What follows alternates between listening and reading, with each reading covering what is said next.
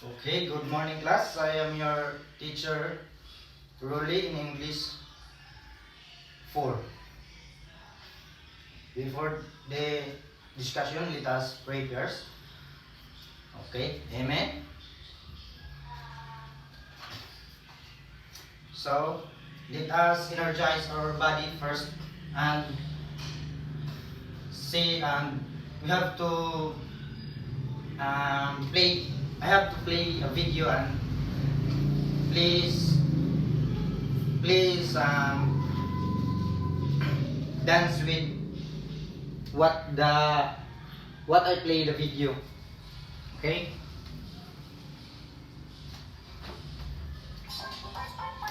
Okay, thank you. So let's check attendance. I guess only one is absent, right? So only one is absent, right? So before the passing the assignment, let's let's pick up the paper in the floor and arrange the chairs. I give you 5 minutes to prepare. Okay? Time's up. Pass the assignments. Okay, let's review what we have learned for yesterday's lesson. Okay. What about you? What have you learned about yesterday's lesson? Okay, thank you.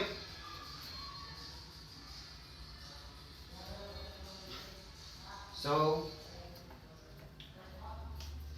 yes, thank you. So I have here a sentence.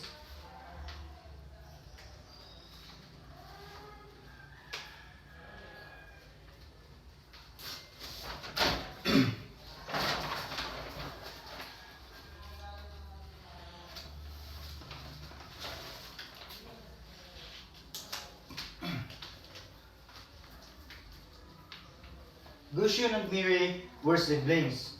One day, Blanc returned from school. Blanc were very hungry and went straight into the kitchen. Blanc wanted to eat something. In the kitchen, Blanc saw a cat. It was drinking the milk mother had kept for Blanc. Gushun ran out screaming. Blanc was scared. Blanc was always afraid of cats. Mia was a brave girl. Blanc was not afraid of anything. Blanc shooed the cat away. Blanc ran out. Gushun saw the cat running out. Blanc came back into the kitchen. Blanc praised Mia for her courage. Mia thanked Blanc. So, in your observation, what can you observe in the in phrase or the sentence I have read to you? Okay, thank you. Who can volunteer to answer the sentences given here at the board? Okay, volunteer please. Okay, thank you for your answers. Your answers are correct. So, the sentence is Gushun and Mia were siblings. One day, they returned from school. They were very hungry and went straight into the kitchen. They wanted to eat something. In the kitchen, they saw a cat. It was drinking the milk mother had kept for them. Gushun ran out screaming. He was scared. He was always afraid of cats. Mia was a brave girl. She was not afraid of anything. She showed the cat away. She ran out. Gushun saw the cat running out he came back into the kitchen, he praised Mia for the courage Mia thanked him. So your answers are correct. So in your observation, what do you think the topic for today's lesson? Okay, you, Kine, what do you think? Okay, thank you. Our topic for today's discussion is all about what? All about pronoun. So, what is pronoun? So, let's have here.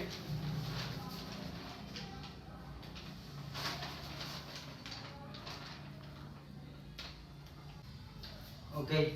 Before we discuss to what is before the discussion of about pronouns, let us have first the activity. So, your knowledge or your previous knowledge about pronoun is can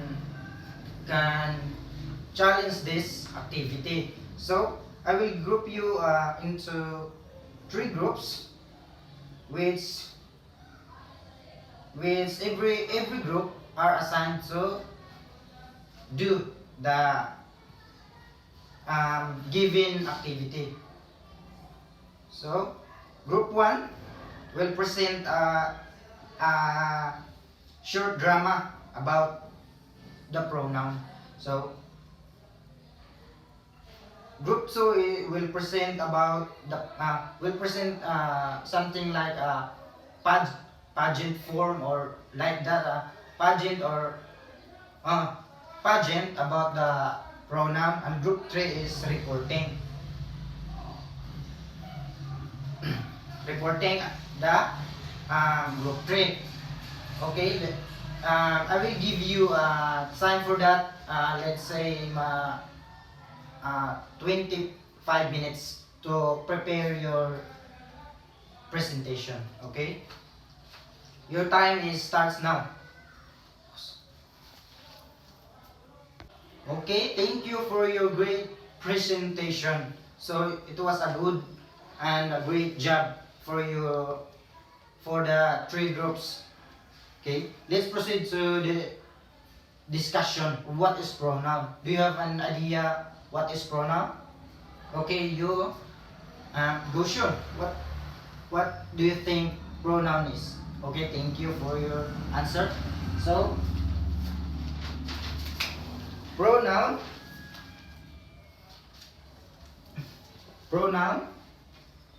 pronouns are used in place of nouns. The purpose of pronouns is to avoid repetition and make sentences easier to understand.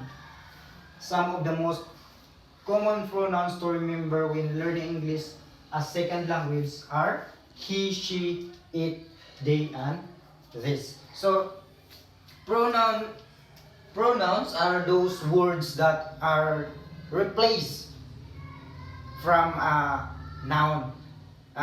For example, the word me.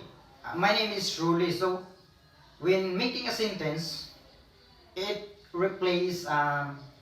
was replaced he or him, right? It was something like that.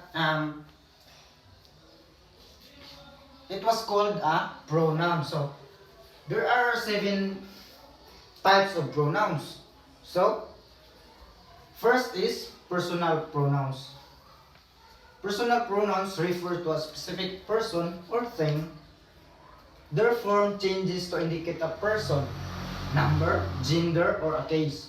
So, what do you think the personal pronoun is? You, Laika.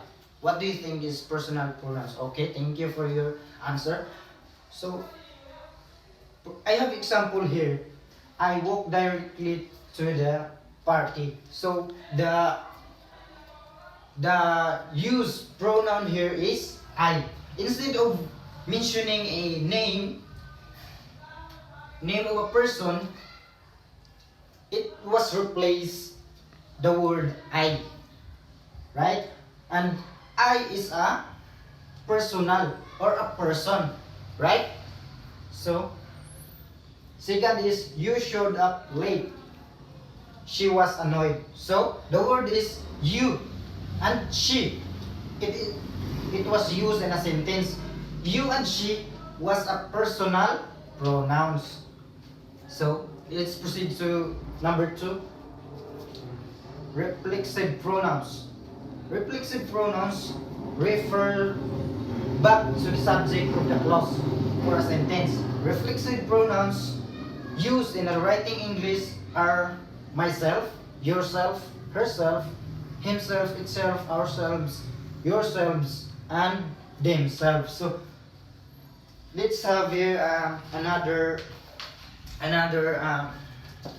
meaning of what is reflexive pronouns.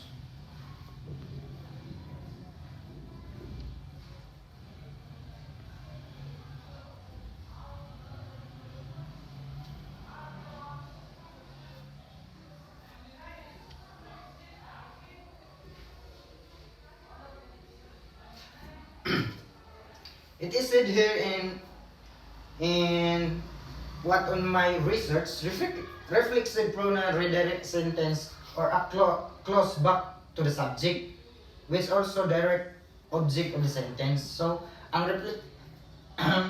the reflexive pronoun, it is said that the reflexive pronoun is used as a reflexive. It is used as a direct object in a sentence. Let's have here a example.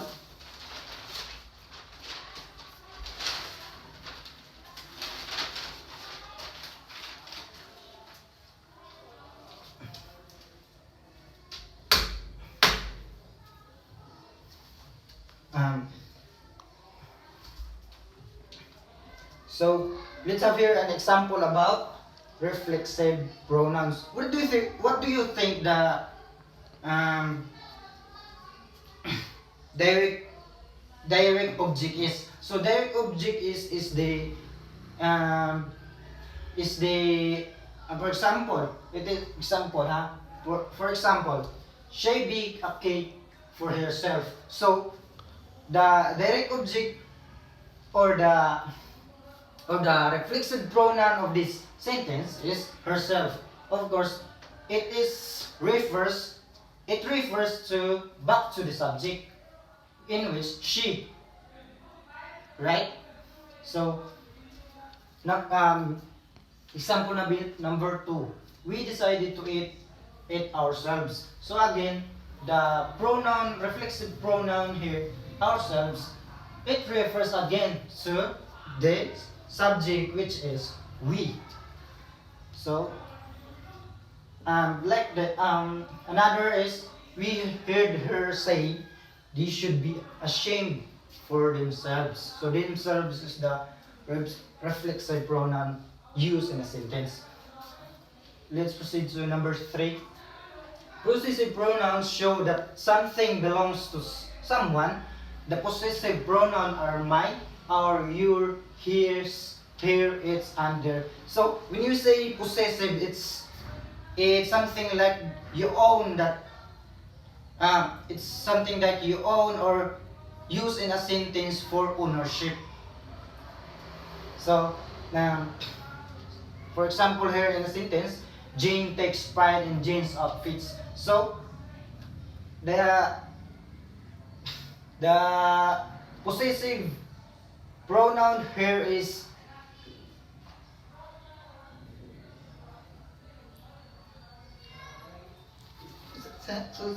okay. Instead of using something like repetition of a sentence like this, Jane takes pride in Jane's outfit.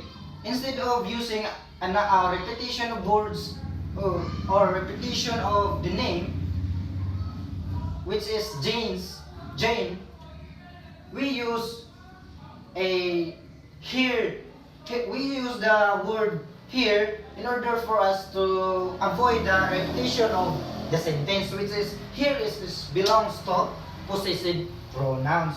So, understand? Okay. Let's proceed to number 4. Number 4 is intensive pronouns.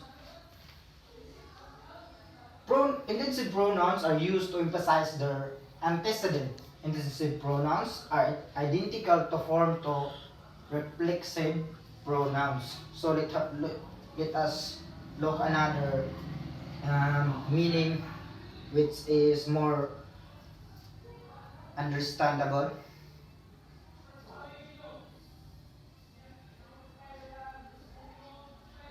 So, it is said here that intensive pronouns add emphasis or importance but do not act as the object in the sentence.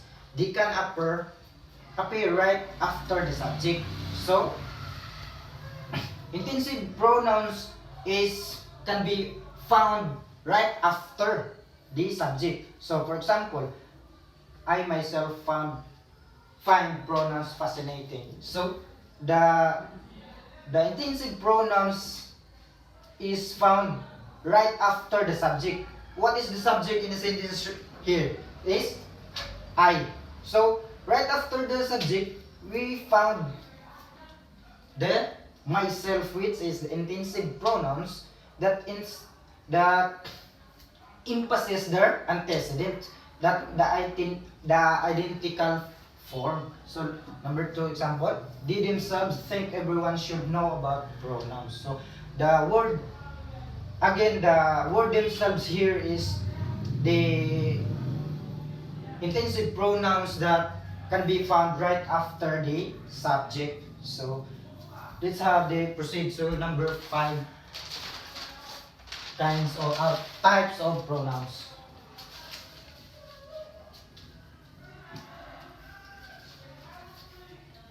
So, let's proceed to interrogative pronouns. Number 5, interrogative pronouns. What do you think the interrogative pronouns is? So, interrogative pronouns are used to ask questions. The interrogative pronouns are who, whom, which, is. What if you are learning English? So, this is, I think this is the essayist types of a pronoun. Yes, because it only from the word interrogate. So it asks, right? It asks. So the common word that is used in order to ask is who, whom, which, and what. Those are the basic question, or these are the words they use in interrogative pronouns. So, interrogative pronouns refer to questions related to a person or animal. So, like the example here, which is the best restaurant? So, which is the best, which is used as an interrogative pronouns. What did he tell you? Whom should we invite? So, what, whom, and which is the interrogative pronoun. Number 6 is indefinite pronouns. Refer to an identifiable but not a specified person or thing. An indefinite pronoun conveys the idea of all, any, none, some, if you are learning English as secondary language, you can remember the following commonly indefinite pronoun is all, another, any, iba, anyone, and etc. So, for example here, indefinite pronoun.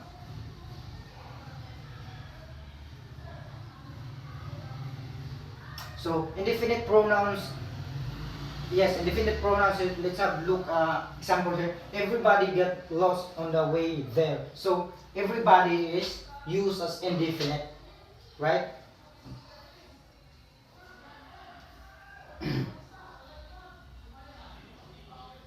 indefinite, from the word indefinite, um, having no exact limit. So, which is, yes, having no exact limit. So, like example here, somebody forgot to bring the map. So, somebody is indefinite pronoun. So, let's proceed to number 7, types of pronoun. Pause again. See? Okay, number 7 is relative pronouns. So, what do you think is relative pronouns? Kindly minimize your voice because if you are not interested in my class, you can go and the door is open for you. So, thank you.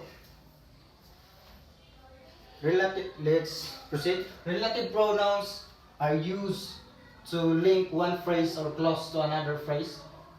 The relative pronouns are who, whom, that, and which.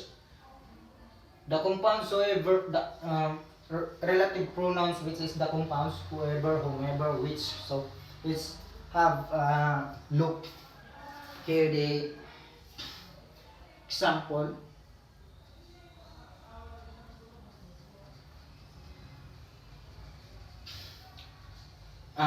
Let's read another meaning of what is relative pronouns. Relative pronouns introduce the relative clause.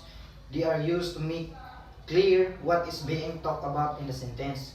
They describe something more about the subject or the object. So the relative pronouns like which is for things, and that is for things and people. Whose and whom is for the person, right? So let us take a look here in the example. Whoever added the bill made a mistake. So whoever is the relative pronoun. So it is my discussion is all about pronouns. So what can you do you have idea of what is pronoun right now? I am done with my discussion. So can you elaborate, or can you tell me what is the all about the pronoun is? So before before we can proceed to the quiz, or yes, the quiz. So okay, time's up. Okay, let's proceed to application. So before the application, let's conclude first. Then okay, the pronouns are like what I said earlier, that pronouns are those words that use in a sentence in order to avoid repetition. So it is used to avoid the redundancy of a word in a sentence, right? So let's have a quiz first. I have here a sentence. You can feel the words used in a sentence. So your time is start now. Okay, time is up. Let's have what we call this let's get a 1/2 sheet of paper and kindly answer the following questions. First, what is in your mind? So kindly write it in your piece of paper, or yes, 1/2 sheet of paper. Laila, you will have to solve this problem. I shall type the manuscript myself. Number 4, somebody forgot to turn off the light. Number 5, the girl whom you spoke with is here. So kindly identify the pronouns in used in the sentence. Kindly label it and label it in a sentence. So part 2 of our quiz is kindly discuss the importance of pronoun in constructing in sentence. So you can have 5 minutes to construct a sentences of what is the importance of a pronouns. Your time is start now. Okay, time's up.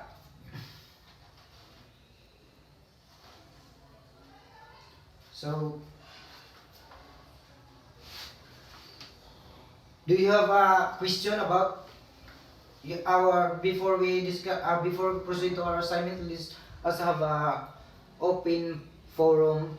You know, there is something to clarify. You have to ask me. Okay, thank you. Thank you for your answer.